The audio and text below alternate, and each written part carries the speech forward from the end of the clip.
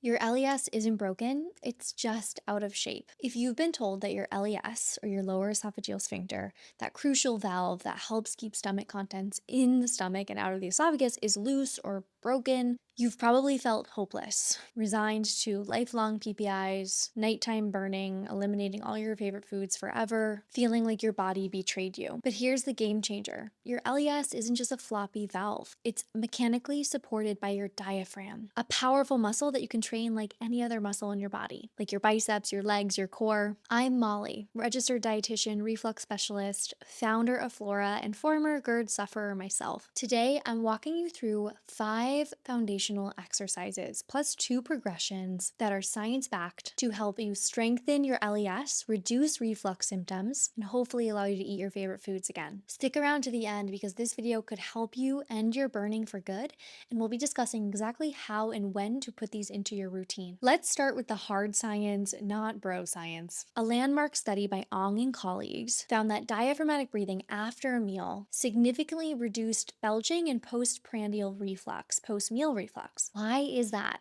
Because your diaphragm wraps around the top of the stomach like an external clamp for your lower esophageal sphincter. When we think about the lower esophageal junction, the LES gets all of the attention, but really your crural diaphragm plays an important role in preventing reflux and the health of your LES. Weak diaphragm, that door cracks wide open. Acid can escape after a meal or when you lay down. Strong diaphragm, this helps that LES close and prevent reflux. But here's what's even more compelling. Randomized control trials, which are the highest evidence available, show that diaphragmatic breathing 3 times a day for 5 minutes can reduce acid exposure time in the esophagus, cut symptom frequency and severity by up to 60% in just 4 weeks, and may also help people lower their PPI dose in just 9 months. Diaphragmatic breathing also was shown to boost quality of life scores. Diaphragmatic breathing can help increase LES pressure. This is not theory, this is physiologically proven by measuring with manometry. This is a muscle hack that actually works. Before we breathe, let's set the stage. I want to ensure that you have the proper setup for these exercises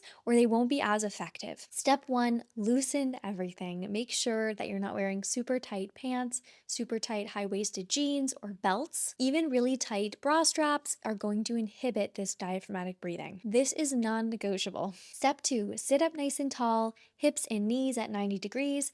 Place your feet firmly on the ground and about hip width distance apart. This helps to relax the pelvic floor. We want your pelvic floor and your abdomen to be nice and relaxed, but sit up nice and tall. Sitting up nice and tall allows you to take a full diaphragmatic breath so you're not crumpling your diaphragm. Step 3 is your head position. You want to just slight tuck of the chin so the back of the neck is long and you allow this nice elongated posture. Last little check, do a self-check. So make sure you can see your feet, you're not hunched, your shoulders are relaxed, sits bones pressing down into the chair. Now you are in the perfect position to start your diaphragmatic breathing practices. Step 1 is the hand check. This teaches your brain to stop chest breathing and start valve breathing. Most of us breathe with our chest, shallow breaths that are high in the chest. This can actually increase pressure on the LES, making reflux worse. What we're doing here is the opposite.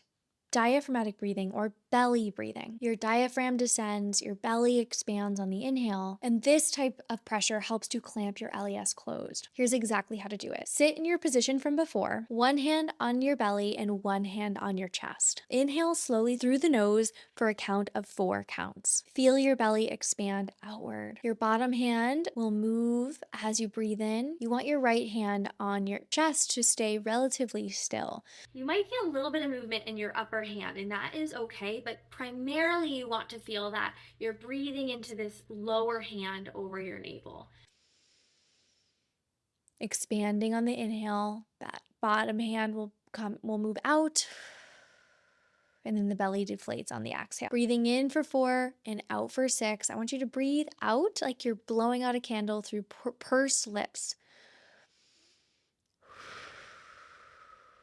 Repeat 10 times, that's 1 set. If you're finding it difficult to breathe with your diaphragm and your belly expanding on the inhale, you can also practice this laying down on the ground as long as you haven't just eaten a meal. Keep practicing. This will strengthen your diaphragm and your LES. And when you breathe in, you want to also think about breathing into the rib cage. So you have a gentle rib cage expansion. That's very important. Don't force the belly out, but just breathing in to that lower portion of the lungs so the belly expands, and then allow the rib cage to expand as well. So you're taking a nice full breath in. Exercise 2, you are ready to move on to if you have mastered that first exercise of just pure plain diaphragmatic breathing. This is called resistance breathing. We are now adding resistance against the breath to strengthen the diaphragm. Place both hands now on your upper belly, just right above the belly button. As you inhale, you're going to breathe against your hands, pressing them gently inward as you breathe out against the hands. You're forcing your diaphragm to work a little bit harder here by adding resistance. Inhale, belly breath, let the belly open up and expand.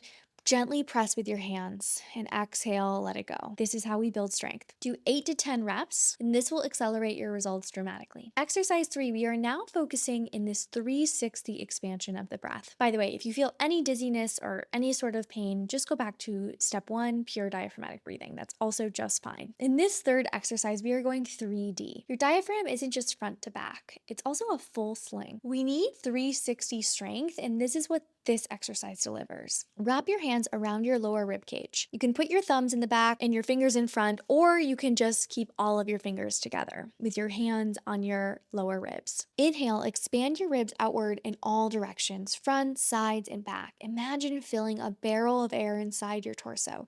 Your hands feel the ribs expand sideways, really feel that expansion.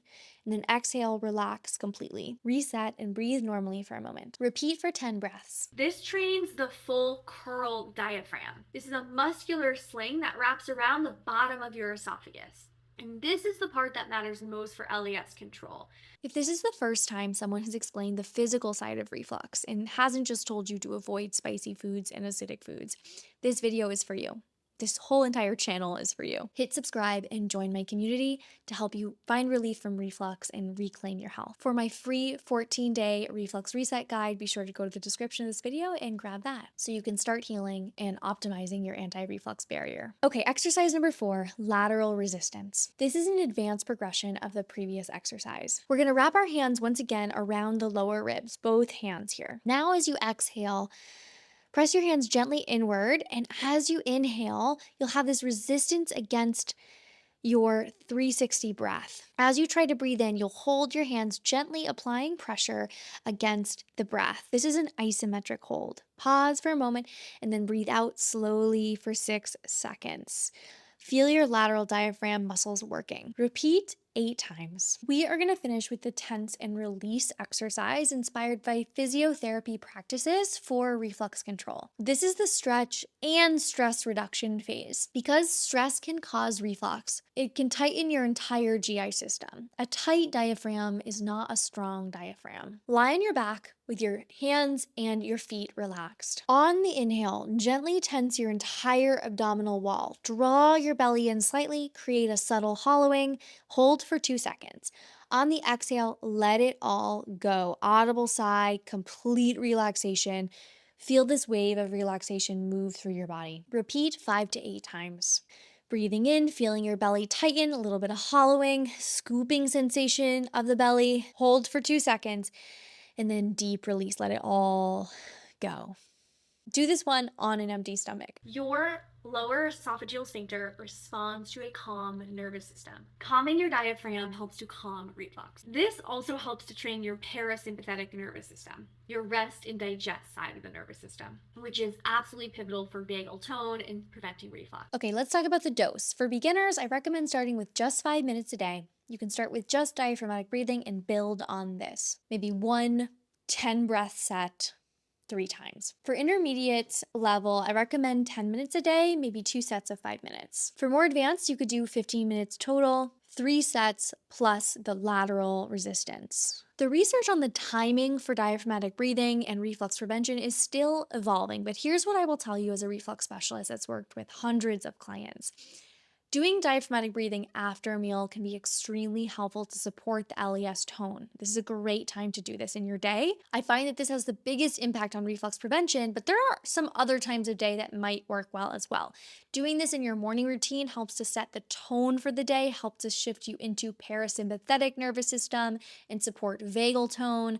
You could also consider doing this before or after a workout, especially if you struggle with reflux during a workout, or if you feel like your nervous system is really lit up after a workout. This can help you relax and kind of come down after the workout, but prevent reflux throughout the day.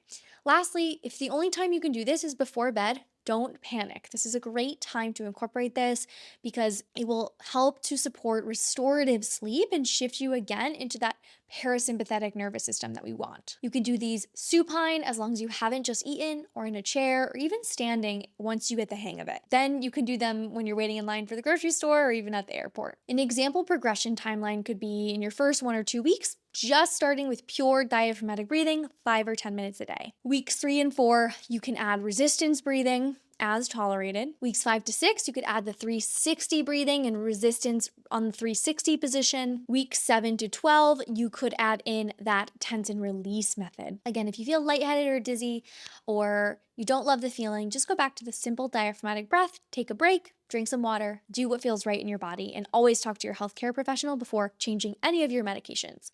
Based on the data, we've seen that some individuals can experience significant symptom relief within 4 weeks of diaphragmatic breathing practices done consistently. Consistency is the secret sauce here. However, 8 to 12 weeks of therapy has been shown to be where participants of studies saw significant improvements enough to reduce their medication doses or completely eliminate their medications. Studies show about a 60% symptom reduction by week 4 and a 90% PPI reduction by month 9. But your body is unique. Track your progress, be patient, and compassionate with your body along this journey. Your diaphragm is ready. You have the science, you have the exercises and the protocol.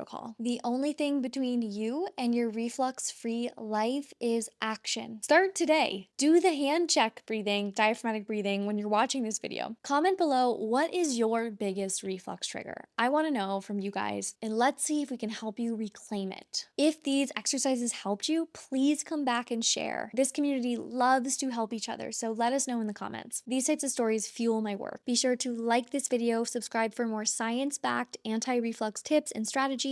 Your LES is trainable. Train it. Thanks for being here. And if you haven't caught my first video on how to support the LES and optimize your anti-reflux barrier, you're definitely going to want to check out this video right here on more tips to support your LES. See you in the next video.